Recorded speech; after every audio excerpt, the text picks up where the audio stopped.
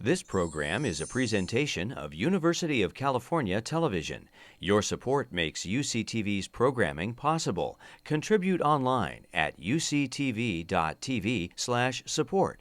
Check out our YouTube original channel, UCTV Prime, at youtube.com/UCTV Prime. Subscribe today to get new programs every week.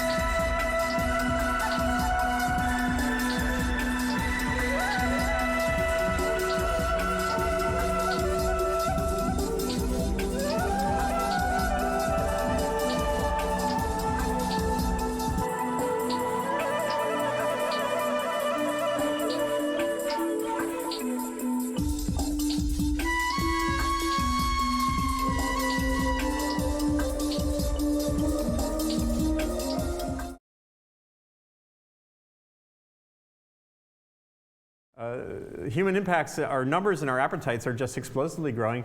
This is, if you go to population.org, and those with smartphones or computers can do this right now, they have this calculator. Put in your birth date, and you can, like I did, and I'm getting to be old, it's like more than 50 years, and you can find out where you are on this spiking, well, you can see it's not quite spiking, but this curve of us. And I was around when there were 2.7 billion of us. That's when I was born. And now we're at 7. Heading pretty confidently toward 9 or so by mid-century before whatever comes after that. And it could be more, it could be less. You can see how just a little tweak in fertility rates can make a big change, not to mention longevity rates going forward. But we know there's going to be more of us, and we know that when we get money, we like to spend it. So consumption and population are both still on this kind of remarkable trajectories. This was a picture one of my colleagues at the Times took on that wonderful day, Black Friday, a few years ago. And can you imagine 9 billion people going to Target, and shopping this way for the 3 shirts for $15 or whatever? It doesn't seem possible to fit that on a finite planet. And we know, you can look, I'm sure you've seen the various calculations for that there's limits to just sheer growth in stuff. So how do we kind of modulate our trajectories? What can we do to use our intelligence to sort of not butt up against the planet's limits? For the moment, this is another one of those downer realities. For the moment, there's not a lot that separates us when you look at these trajectories from bacteria on a plate of agar. And my son just did this for his science fair project a year ago. He took a swab and put it on the dog's paw and then put it on the plate. And basically bacteria just grow until there's not enough stuff to grow on anymore, and then something happens. There's either a crash or the waste products hem you in. So for me, and I wrote about this on .earth a couple of years ago, the question really is, can we sort of intentionally find what you might call peak us before nature imposes on us peak us? And so there's an option here. How much of this is enforced by outside limits, and how much can we modulate? And it essentially comes down to, I like the Agar meme, because it's sort of like scientists for the last half century have been saying, hey, there's an edge to the Petri dish. There's an edge to the Petri dish. It's out there. And for the moment, though, we're still kind of stuck in that, there's a lot of stuff around us kind of behavior. And it reminds me, the scientists like here, this was Martin Parry in 2007 at the IPCC climate change report rollout, with this big laundry list of essentially edges to Petri dishes: water, energy, ecology, ecosystems. And so, but you think about this, think about what you see here, and then think about when you were a teenager. Some of you might even still be teenagers. Are there any teenagers in the room? You don't have to identify. But so when you're a teenager and your parent is, or you come in late, or you've driven too fast, you got a ticket, and some adult is going, now son, you're going to be in trouble. Does that message resonate? And so for me, this feels a lot like James Dean's experience in Rebel Without a Cause. It's not a place for kids. A minute ago you said you didn't care if he drinks. He said a little drink. You're tearing me apart! So that that is global society being chided by scientists and others who say there's limits to growth. And this all, and I've written this repeatedly on .earth also, it reminds me of essentially we face the juncture between adolescence and adulthood, which is kind of like the difference between a sprint and a marathon in a racing metaphor. Can we find a way to shift gears, literally, so that we have a long-haul approach to the way we live, from having this right now still pretty much grab what you can get adolescent approach to what we can, how we live. And that's really a fundamental issue. And it's at the level of the individual and at the level of cultural norms and societies. We still, how do you measure growth? How do you define progress? These are questions that are starting to be asked finally by serious people who through much of the 20th century were locked into an 18th and 19th century idea of growth. And now I think there's promise. I think people are actually recognizing you build a bigger basket of indicators and start to shift how you think. But just to give, I'm not done with the downer part here yet. Our human nature is really a fascinating thing. And this all crystallized in another way at the 2006 at the Supreme Court when this exchange happened over whether CO2 should be regulated as a pollutant under the Clean Air Act. And James Milkey, representing the state of Massachusetts and the other parties pushing for this, had to correct Justice Scalia, who had misstated something about the atmosphere. And this funny exchange happened where that's worth playing out. Respectfully, Your Honor, it's not the stratosphere, it's the troposphere. Justice Scalia says, troposphere, whatever. I told you before, I'm not a scientist. Laughter. That's actually in the official transcript. That's why I don't want to have to deal with global warming, to tell you the truth. And it's really easy, as I've said before, that to look at this as just say, oh, conservative Supreme Court justice, what a jerk. If you come at it from a certain political standpoint, you might have that reaction. But I think when you dig deep on an issue like climate change, you realize that we all don't want to have to deal with this to some extent. It's not a Republican-Democrat issue. It's not a conservative-liberal issue. It's a fundamental reality. This is that question of, can we constrain ourselves? And it's an interesting challenge and question. One of the things that I've learned in the last few decades in writing about things like climate is I started out mainly thinking about this as a biogeophysical issue. You know what I'm talking about, greenhouse gases, carbon cycles. And then I got more focused on the climate in here. And I wrote a piece called An Inconvenient Mind, which is about some of the realities that I think we're starting to recognize, partially because, for me, starting to blog 5 years ago, I started to really understand the primal, maybe the word primal is actually okay, the primal nature of some of the differences among us. And there's a really valuable website, culturalcognition.net. It's a guy named Dan Kahane at Yale and other researchers who study empirically. They do experiments, behavioral experiments, that demonstrate powerfully that that in this room, well, this is kind of a selected group, but in an average room in America, in a country, you have natural divisions in how people react to information. That a liberal and a libertarian, the common terms of art are what these folks call a communitarian and an individualist. And there's fundamental reactions to information. You can actually test these that show that that's a very powerful stuff. That's very powerful differences. So, and I did a piece a couple of years ago where I looked at some Nobel Prize winners in physics who've weighed in publicly on global warming. And so among people who are really smart, who've achieved greatness in physics, you have a very wide range of reactions to this thing called global warming. So Ivar Gaever from Rensselaer, who's now emeritus, he recoiled when he saw the word incontrovertible in the American Physical Society statement on climate. So for him, that felt like religion. And so he now publicly, repeatedly lambasts those who speak of the climate crisis or global warming as a serious problem. Steve Chu, of course, has a different approach. Bert Richter is a very active Californian on energy and climate, and he's very concerned, and he has a very specific and different approach to the solution, focused largely on nuclear power. Robert Laughlin is kind of in the mushy middle. He's not quite sure.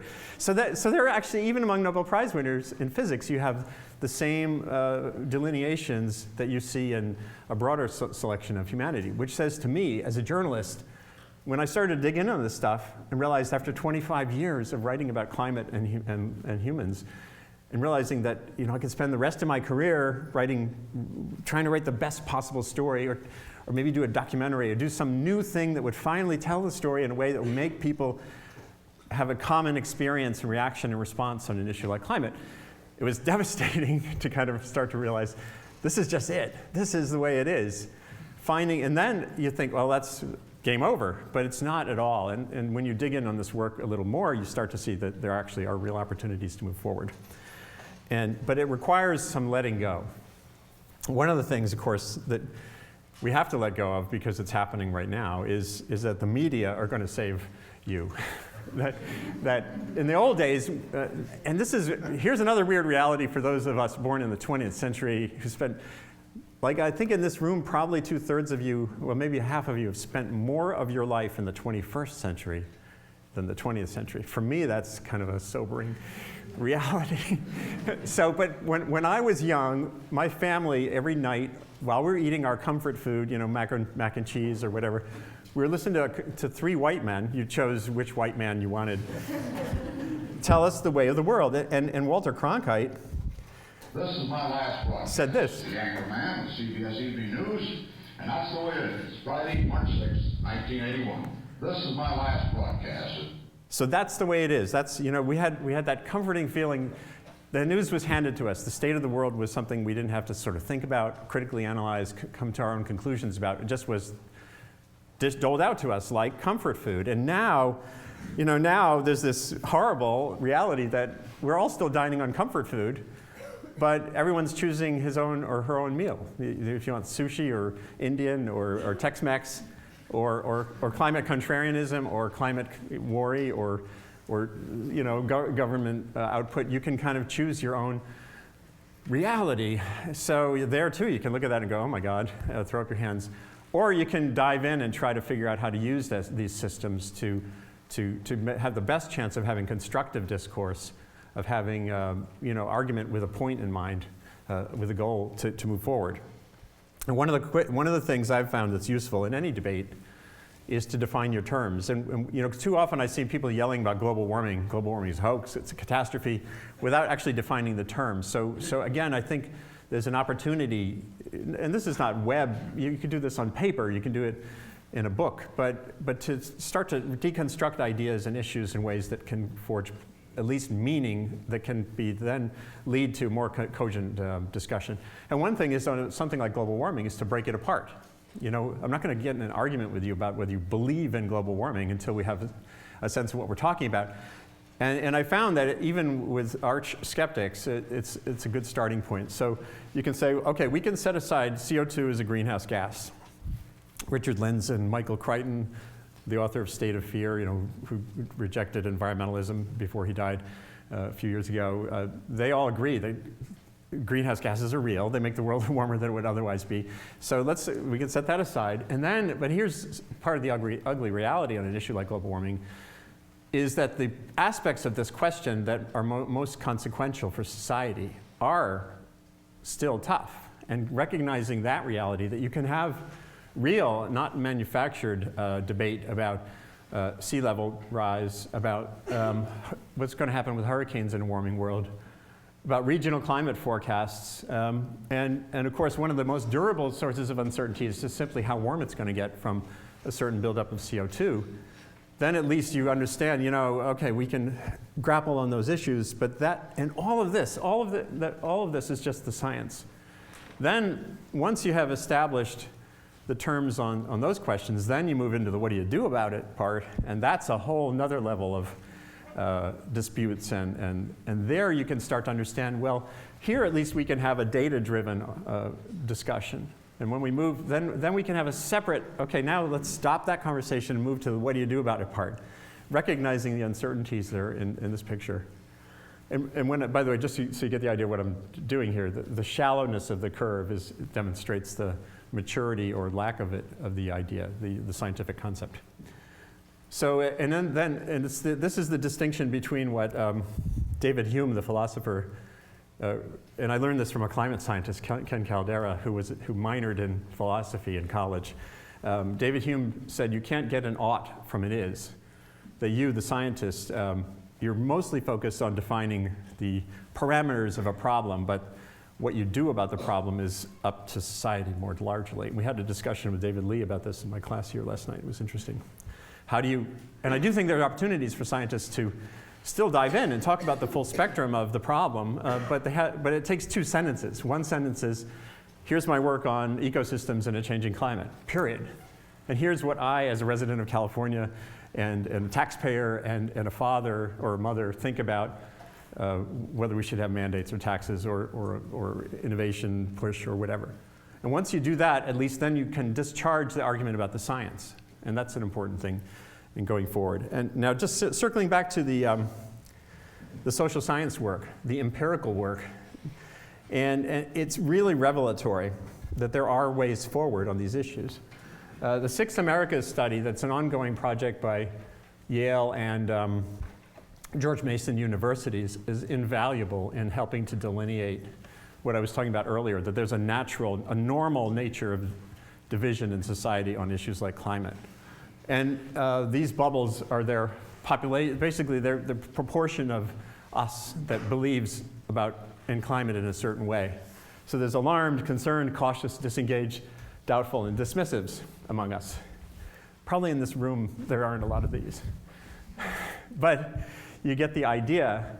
So when you ask people in this large ongoing survey, this was 2009, in the run-up to the cap and trade bill debate, they were asked, well, what do you think about cap and trade? And of course, a lot of people don't have a real understanding of what that is anyway, but they have a vague idea that it's a regulatory project with trading to limit the costs of emissions reductions. And what was so revealing to me in seeing this is that even those who are most alarmed about global warming were in the mid-range at best on this issue of cap and trade. So anyone who thought this was going to pass through a divided Congress wasn't reading this literature. It's like, how could that, if the alarms aren't even for this, then why are we even debating this?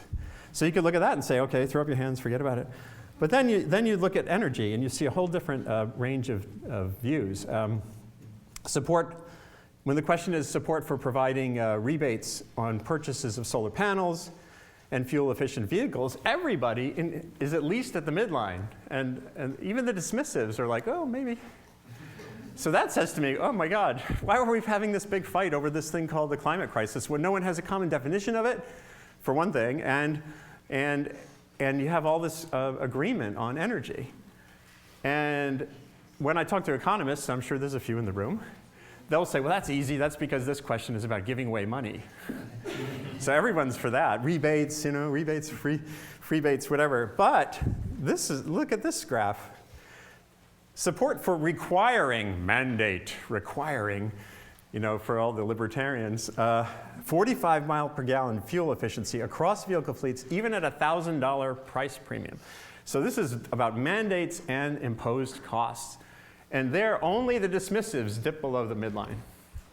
So again, what was all that fighting about? Why were we so focused? There's some among us who still feel we have to fight the climate fight. It has to be climate first. I get into some interesting arguments on the web with people who have a different view. And that's fine. I understand the world is different. But the reality is such that I feel that a lot of that's wasted wheel spinning, and actually counterproductive in the end, because it's a source of unnecessary polarization.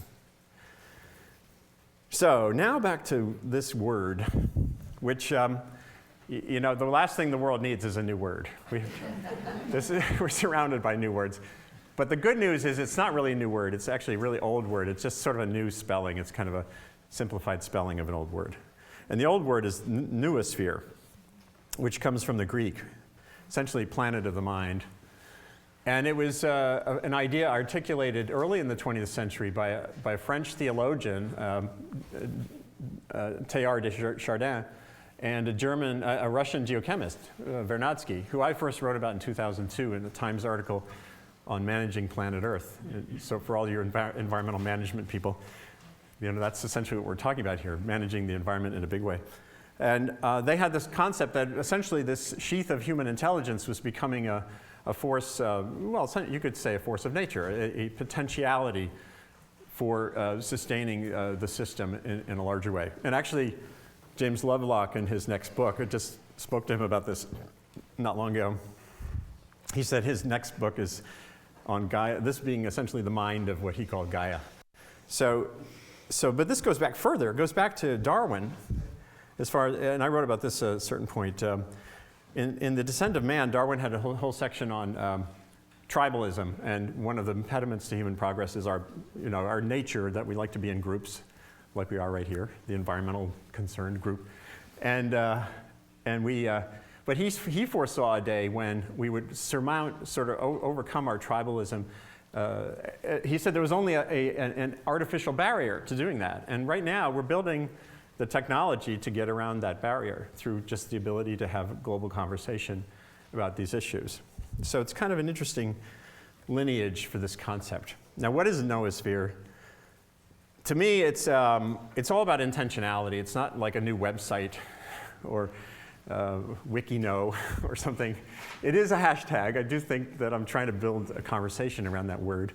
It's a network of schools, libraries, businesses, individuals, institutions that are eager to collaborate in fostering human progress that fits on a finite planet. And that has many faces, and I'll explain briefly what I mean by it. I really started to build my sense of aha on this when I was in, of all places, Istanbul, in a slum in the middle of Istanbul, writing about earthquake risk, because I write about all kinds of disasters. And it's such a great life. So I was there trying to see how communities were going to get ahead of the curve being that the inevitability of great earthquakes in what are now megacities is just written. It's not only written in stone, but it's written in the artwork. This is Istanbul in 1509. And if you go through the art history of the city, you see that they have art from all the calamitous earthquakes going. And here it was a woodcut, and then it's a lithograph, and then it's like a painting, and then it's a photograph, but the pattern is there. So what do you do to get ahead of that? So I was there to write about that.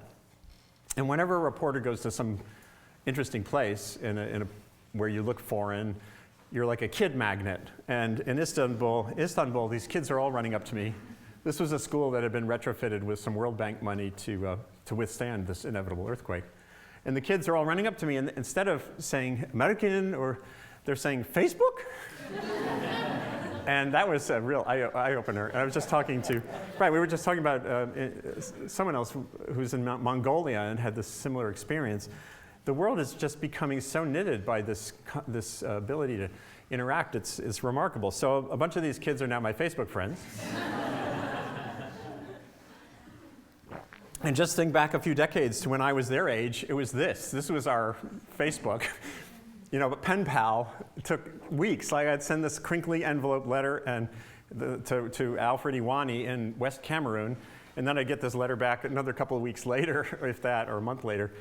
And it was meaningful to me. So at the age of 12, I had this sense of Cameroon that I wouldn't have had because of this. And now there's no reason our kids can't be collaborating, playing with, whether it's Minecraft, as my 14-year-old son plays, or other games, and then learning with, and then collaborating with globally other kids, other generations, other communities. It's just happening at the pace of the speed of light, literally.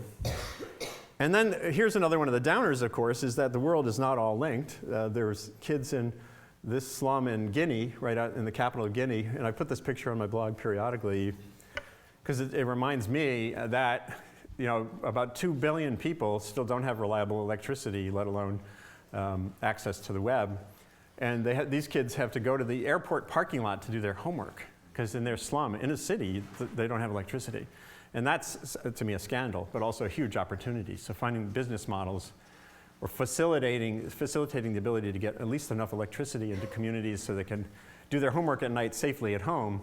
Homework would be a good thing. And there's other aspect to this picture that it took me, I think it was the third time I posted it on the blog, I realized there's no girls. But that's a whole nother lecture, as you know. Now here's the exciting thing. That's the downer. There's a huge number of people who are on the other side of a digital divide and an energy divide. But the change that's underway is stunning. This is already out of date. This goes from 2000 to 2010. This is cell phone subscriptions from itu.int. It's the International Telecommunications Union or something. Anyway, so basically just over a decade ago, there were 700 million cell phones on the planet. 2/3 of them were in rich countries. Now there's 6 billion, this is 5.3, 6 billion with a B, cell phone subscriptions, and 3/4 of them are in poor countries. Now obviously a big chunk of that is China, and another chunk is India. But the change that you see on the ground when you have that little bit of connectivity is just stunning. And again, I'm sure many of you have been in developing countries where you've seen this. It's the bank. It's your way to get to know where to sell your corn. For women, it's a conduit to radio talk shows about women's issues that they wouldn't otherwise be engaged in. It's an amazing thing. So a couple of years ago, a colleague at the Times went to Kenya, to a rural place. So remember, the kids are doing their homework by street parking lot light in Guinea. So here is a woman who got tired of having to go into town once a week or go to charge her cell phone. And so she saved up money, invested in a cheapo solar panel, put it on the roof, and started finding out the wonders of a dribble of watt minutes. This is not kilowatt hours, watt minutes can be transformative. Her kids are doing their homework by LED light in this rural village in Kenya. She started selling her excess electricity to her neighbors, so she was charging their cell phones. And in the course of reporting the story, Libby Rosenthal found the neighbors were already buying they were buying solar panels to put on their roofs. And so when if someone gave me a pot of money and said you could install a $40,000 photovoltaic panel on a roof in Santa Barbara, or you can take that same money and do $60, however many hundreds of these $60 ones, and put them in rural Africa, I'd do that in a heartbeat. And so we have to think about those issues when we think about where to focus our attention. It's worth doing. Now here's another example of what's going on around the world. So the World Cup came to South Africa. And you think, well, what does that have to do with anything? It has a lot to do with everything. What happened was some smart businessmen and women got ahead of this. They realized South Africa didn't have enough bandwidth to broadcast to the world in HD, all these games. So there was an investment in laying a subsea cable. There's a company called Seacom, S-E-A-C-O-M. Look them up online. That invested in running a cable from South Africa to Europe along the East Coast, and it was like a bandwidth explosion for Eastern Africa. And so now that the World Cup is over, all countries along Tanzania, Kenya are all tying into that cable, and it's greatly reducing the cost of internet access in those countries. It was privately financed. It was 3/4 African capital. It was not a World Bank philanthropic thing or a Bill Gatesy thing. It was just what's happening, and it's happening at a pace that we can't readily grasp. And I wasn't even aware. There's a scholar at Harvard, Calestis Juma, J-U-M-A, who's from Kenya originally, who led me to this work. And it's so interesting to see. And you can actually see the cabling. And I still think about satellites mostly, but this is happening in a way that's really powerful and happening, again, at light speed. It's very encouraging, exciting. And it's one reason I wake up in the morning excited, even though there's all the reasons to be enervated and cynical. And for me, the big chunk of this thing called Knowosphere is Match.com. It's like the world's ultimate Match.com. And it's not for girls and boys who want to get together. It's for ideas that are lacking components. And there's a long history of people who study innovation history, like Andy Hargadon at UC Davis, have demonstrated how everything from the steam engine onward, there's usually a logjam, something that could have happened much faster, sometimes years faster, if the right expertise had been applied at the right moment, and that wasn't. And now we have no excuse for that taking time because of the capacity to share and shape ideas. And there's lots of really interesting innovations underway. New York Academy of Scientists started Scientists Without Borders. It's nyas.org. This is the New York Academy of Sciences.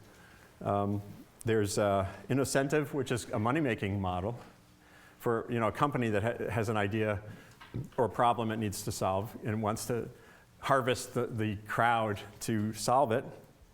There's Kickstarter and Global Giving, which are basically resource sharing portals. But there's so much more that can be done. And it can be done, I see universities as playing a particularly valuable role here.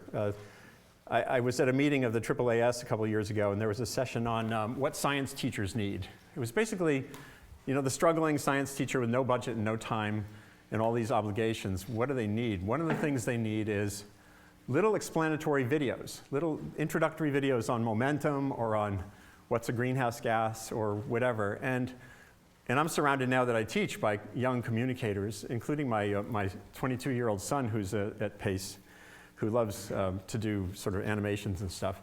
And they're just sitting there waiting to have meaning, not just to do their work and learn their skills, but to do stuff. So a couple of years ago, some students in Northern California put together a video on geoengineering. Oh, wait. Today on Waves of the Future, a closer look at geoengineering. It's pretty funny. What is geoengineering? Well, geoengineering is something global, intentional, and unnatural. And we've got some smart fellers figuring out new methods. Let's look at a few. Space mirrors. In this lifelike reenactment, Eric is the sun, and Patrick is the Earth. As Patrick orbits Eric, he receives some of Eric's solar radiation, making Patrick very warm. Let's see what Patrick has up his sleeve. By deploying space mirrors, Patrick deflects some of Eric's warming radiation, making himself comfortably cool. Now it goes on. It's really fun. Now here's another example.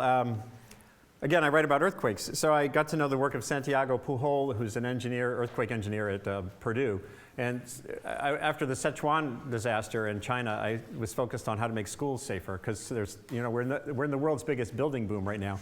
So if you can get ahead of that and get smarter designs in the places where you're having this building explosion happen, especially schools, think of the averted losses, both in lives and everything else that comes in a school. And so he had this, he looked at these buildings at Pancake, and he came up with a better design that doesn't take any different materials. It's the same set of bricks and columns and rebar. If you just configure it in a different way, it's safer. So I wrote about it in the Times, which is great, but the Times is a very small readership globally, and I want to find ways to get that information where it really matters, which is to the unlicensed builder in some town in Iran or in Afghanistan or in India. And there are ways to do this. And I'm not saying I solved the problem, but here's an example. So this is the pancaking issue. This is Mexico City. This is Taiwan. You can see there's basic structural problems in buildings that have, and I'm going to show you what Daniel, my sophomore son at Pace, did this video to demonstrate the issue. To be in the movies, doing special effects. So that's the problem, and he has to tweak it. There's more to be done. So here's the same building. Now just move the materials around, and you have a fundamentally sturdier structure. You do that, and then here we go to actual video of a shake table, the 3-story build out of the building, and it shows you that basically when you put all the bricks in one side, they stabilize the columns instead of shearing the columns. And this shows you what the design can look like. And Pujols did this. So you take the engineering skill, you take the animation skill, you take the communication interest, and you put those together, and you have more than any of the individual components themselves. So what you need, again, is like a Match.com. Hey, I got this cool design. I need someone to do X. And you can think about if you're doing a master's project and you have to present your data in a month, and you want to have an animation of some batch of data.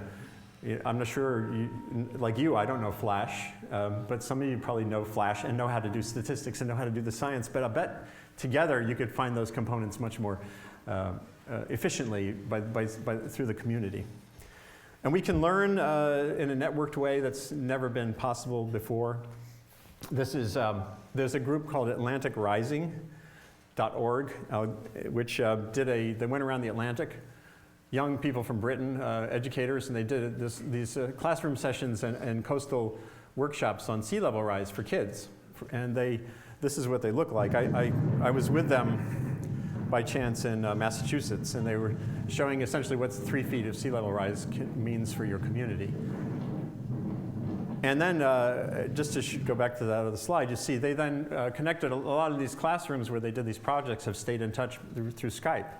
So you have students in Ghana and Scotland co-learning about the changing sea level and what that means for coastal communities. I think, again, think about how many applications of that are possible.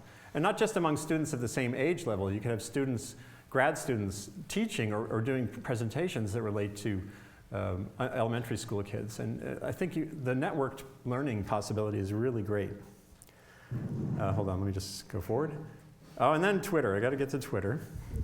So a lot of Twitter is like this, you know, blah, blah, blah, Bieber, whatever. But within that, and I think a bunch of my students here this week have learned that you can actually organize that. You can modulate the noise just by how you use Twitter as a search tool. It's essentially, for me, it's like a two-way sensory apparatus. It allows me to track issues that I really care about and I want to stay kind of connected on. And I build my own community through these people I follow of kind of people who are out there sensing and tracking and disputing and debating the ideas that are important to me on energy, population, economics, and stuff. And there are agencies, government agencies like NASA, that have figured this out. One of the most interesting and useful demonstrations of this is Asteroid Watch. So if you go to at Asteroid Watch on Twitter, that's NASA's the JPL feed on keeping track of the big rocks that are going to hit the Earth from someday. And just go there and figure it out. And then Bren Climate, I just started that. See, you can just do this spontaneously. I said, there shall be a hashtag for my 1 week course at Bren Climate. So put that symbol into Twitter and you'll see our class. You're going to see our learning process, which is really cool. Do-it-yourself stuff has never been easier, and it's really more of do it together. It's like DIT instead of DIY. In the sense, this is a fracking database that someone in Pennsylvania assembled. It's called fractrack.org. That is essentially, all the stuff is out there. He just took the government permits, violations, and drilling, where wells have already been drilled, and put that into a database. So if you live in Bradford County, which is here, you can literally see what's going on in your neighborhood. And he said, I interviewed the guy, it took him like 4 hours to do this. It's just a matter of getting the database. He knows how to do this GIS stuff I have no clue about. Very cool. I'm going to speed forward. I'm going to skip NYU, which is, explainer.net is worth jotting down. Just go to that website and check it out if you care about fracking. So one thing we forget in all of our concern about those poor developing countries is that this noosphere is a two-way, it's actually a multi-directional pipeline. So when Seoul, South Korea, when the mayor in 2005 or so decided to redo the city center and rip out all the pavement there and restore a stream that had been there for ever since there's been Seoul, it's a marvelous demonstration in softening a cityscape and making it more climate friendly, making it more resilient for flooding, and making it more walkable and more pleasant generally. I did a page one story for the Times on this in 2009. And now the same potentiality, one of my images went away. This is Yonkers, New York. And in the 1920s, there's a picture that was supposed to be there, of when they took the Sawmill River and put it underground. It's in a giant pipe. And now they're planning to rip it out. So this is the Sawmill River in Yonkers, New York, right here. Nice. So, but they're finally going to, partially inspired by South Korea, they're going to dig it out and daylight the stream and make Yonkers more of a softer living city, which I think shows you the potential. Now, Randy Olson is going to be here later today to speak with my students, and he coined this term, the nerd loop. And I think it's important. I mean, we're kind of in the nerd loop right now. We're all talking to each other about how to communicate rather than doing it, unless you've been tweeting, and then you're out of the nerd loop. But it is important to get out, to test drive ideas, to be a little gutsy. Richard Alley at Penn State is ridiculously gutsy. He's a prize-winning scientist.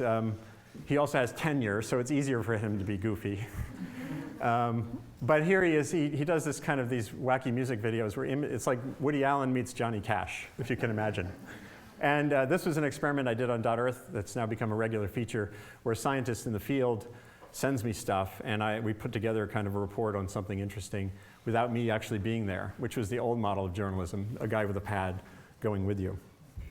And showing and telling, remember the power of images, experimenting, finding someone to collaborate with who can turn data into images. Think about this example. I could tell you in an introductory geography class for junior high school students, I can say the volume of the atmosphere is however million cubic kilometers, or I can do what Adam Neiman did, which was that introductory slide, and show you that's the volume of the atmosphere. If you put all the air at sea level pressure, that's it. So as we head toward 9 billion people, that's what we have to figure out how to share.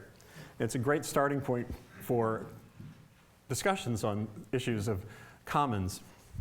And here's all the words liquid water. If you peeled off the oceans and the lakes and the rivers, that's it. That's the volume. And it's not something to argue about. It's actually the volume. So it's a way, and then, of course, if you're pedagogically, think about this. If I'm facing a room full of freshmen or freshman women, and I wanted to say, okay, so that's the world's water. Now your homework assignment is to draw the world's drinkable water. How big would that be? And you can't even see it. At that scale, you wouldn't see it.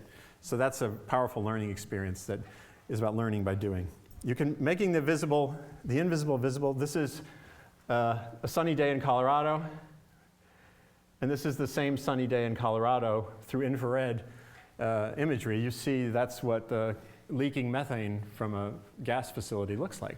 So if we can just use imagery to tell stories in different ways, and sometimes it's just changing the wavelength, and you have a much richer story to tell about the opportunity for capturing this gas, burning it efficiently instead of letting it get into the atmosphere as a greenhouse gas. And then there's how we teach. This is my wife used to teach science at a middle school, and that was her and her co-teacher doing a very familiar exercise, which is kids using balsa wood to build bridges and breaking them. Learning by breaking, getting familiar with failure. And also what they did was really cool. They added an element to this where the students had a cost-benefit exercise. They actually were, it was performance and cost that were assessed, not just, they had to buy with virtual money the wood. And think about the richness of that learning experience compared to the kind of testing we're doing now. It's really cool. Now here's something I think is really important. Everything I've been telling you is sort of virtual.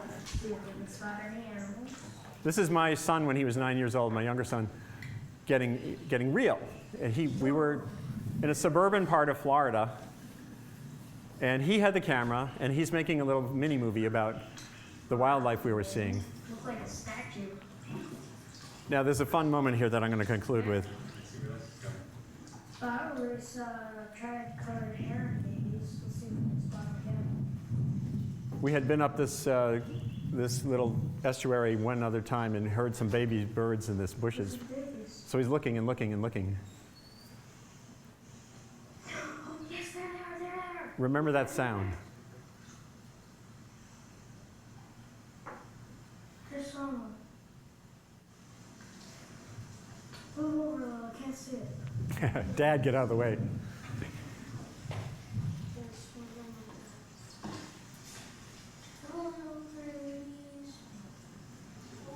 Yes, it's on there. That's a baby tricolored heron. They are cute. So now, I treasure getting kids out into the real world. But what's interesting about this is this is a virtual archive of a real experience. And Jack got to post that on my YouTube channel. It's gotten 7,000 views, which is tiny by Justin Bieber standards, Charlie Sheen standards. So again, there's a lot of noise, but having him have the experience, and then using this virtual technology to share it and build a sense of community and to be able to tell the story of his perceptions of the real world, I think is a vital thing to build into also how we learn and how we go forward.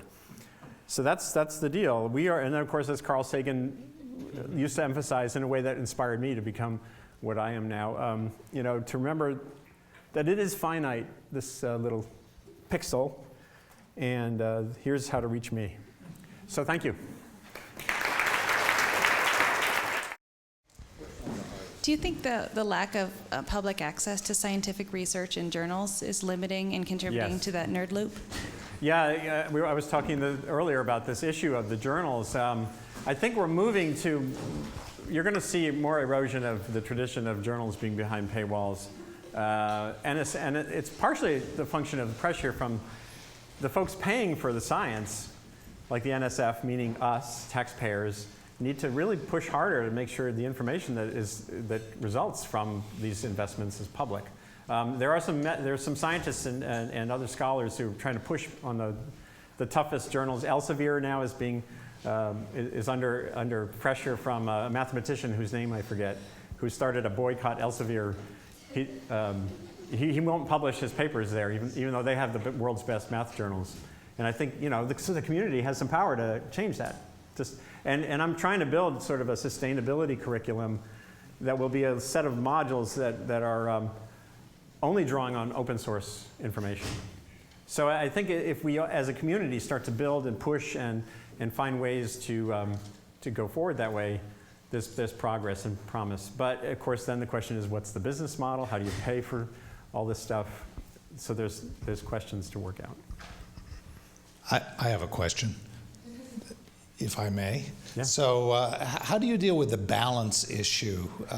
You're reporting on a paper in Science, and some journalists go find somebody with the opposite view at some pressure group, and they say that's balance. How do you deal with that? It's so challenging. I talked about this with my students here earlier this week, because if you, the scientist, want to be in the public sphere and get interviewed, and you try to stay reality-based and nuanced and reflect the uncertainties or complexity of some particular question, the journalist will come to you and hear all that and then go to someone else. So you have this unfortunate reality that, and the journalistic norms are still very old to build the story around, well, on the one hand, on the other hand. For every PhD, there's an equal and opposite PhD. And of course, think about sea level.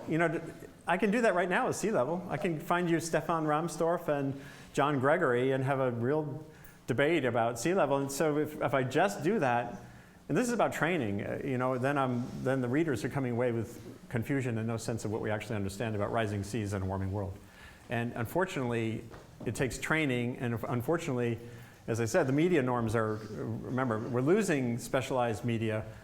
And this is where, again, the opportunity arises for the community of scientists and scholars to come in and fill that gap. Realclimate.org, I think, is a good example of a blog that it has problems. I'm not perfectly happy with it, but it's created a space where when a new paper comes out, that's a place, it's like a touchstone, when a place for those who are interested in finding reality can go there and get a sense of reality, both through what's posted and then through the commentary. So in a post-media world, which is what we're entering, it's a great opportunity for institutions, and this can include NSF, it can include UCSB. PACE can kind of be part of that discourse from the get-go. So that's the way forward. A couple of Christmases ago, you expressed real frustration with the partisan divide when it came to climate change. Have your feelings evolved any since then? In the sense that I've become more cognizant of the normal nature of it. Yeah, in the sense that I would like folks who are engaged in that kind of fight to sort of reflect on the ones who are professional partisans have a field day right now, unfortunately. Because if you're, Mark Morano at climatedepot.com can constantly put out the stuff that says we don't know anything about global warming. And then amplify it, and that gets picked up by talk radio, and it is divisive and toxic. And the same thing can happen at the other end of the spectrum. So what I've tried to do is to build something with .earth that's kind of saying, yelling is implicit, it's out there. There are always going to be people trying to exploit those natural divisions among us. And the political process, Congress is so dysfunctional. The 60-vote supermajority in the Senate alone.